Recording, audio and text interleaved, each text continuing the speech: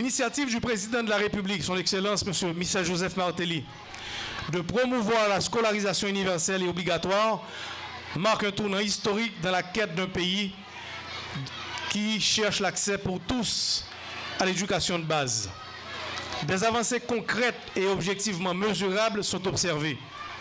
Elle a permis d'augmenter déjà de plus de 10% le budget du ministère de l'Éducation nationale pour l'exercice passé, grâce aux montants collectés via les transferts, les appels téléphoniques et les taxes internes de cette initiative.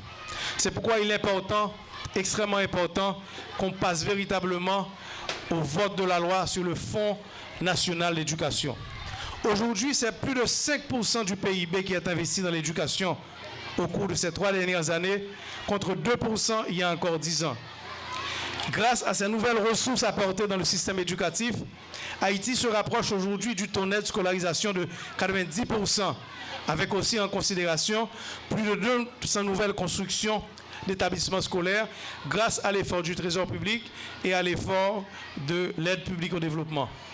C'est aussi pour cela qu'une vaste série de mesures est en train d'être mise en œuvre pour éviter que cette massification des effectifs scolaires n'aggrave davantage le faible niveau de qualité et du rendement scolaire. Chers enseignants, chères enseignantes du secteur public de l'éducation, l'avancée que représente pour vous l'arrêté signé par le Premier ministre, son Excellence M. Laurent Salvador Lamotte, portant statut particulier des personnels éducatifs, est une conquête significative pour la revalorisation du métier de l'enseignant. Cela s'est traduit entre autres par le relèvement salarial d'avril 2014, touchant plus de 27 000 enseignants du secteur public. Quoique encore faible, il a permis une augmentation de plus de 40% du salaire minimum de l'enseignant du secteur public, qui est passé de 9 250 goudes à 13 000 goudes mensuellement.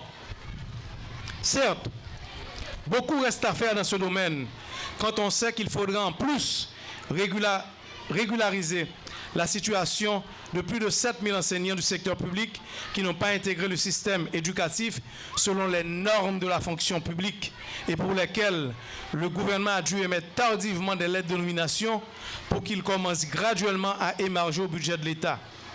En effet, il convient de souligner, et cela c'est important, qu'aucun des 27 000 enseignants du secteur public dûment nommés n'accuse